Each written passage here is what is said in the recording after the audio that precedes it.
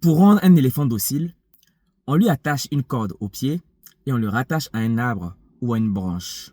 L'éléphant étant beaucoup plus jeune, donc petit, n'a pas assez d'énergie pour se débattre contre la chaîne et l'arbre pour se déchaîner.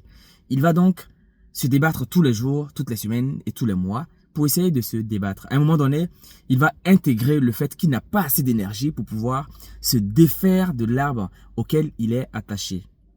Il va donc comprendre qu'il n'est pas assez puissant. L'éléphant, jour par jour, mois par mois et d'année en année, va se rendre compte qu'il commence à devenir beaucoup plus costaud. Il va cesser de se battre contre l'arbre à laquelle il a été attaché parce qu'il a intériorisé le fait qu'il n'est pas puissant. Et pourtant, il suffit juste un coup de pied à l'éléphant pour casser la chaîne ou même pour se défaire de l'arbre. L'éléphant fait quand même 5 à 6 tonnes. Il est capable avec juste un coup de pied de même déraciner un arbre entier. Et pourtant, non, il n'est pas capable de le faire parce qu'il a été conditionné.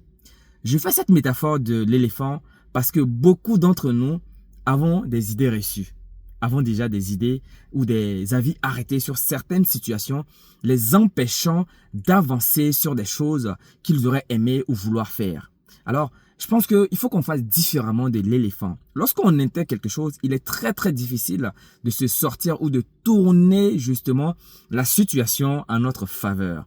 L'éléphant pourtant est costaud, il est capable même de finir avec la vie d'un humain, mais il ne le fera pas parce que le maître est considéré comme quelqu'un d'assez beaucoup plus puissant que lui puisqu'il a été conditionné comme ça depuis son tout jeune âge.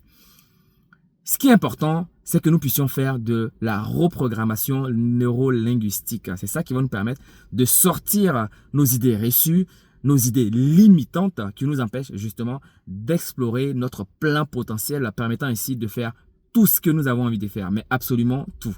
Alors, ne faites pas comme l'éléphant, car vous grandissez, les choses changent, vous aussi vous devez changer avec votre temps.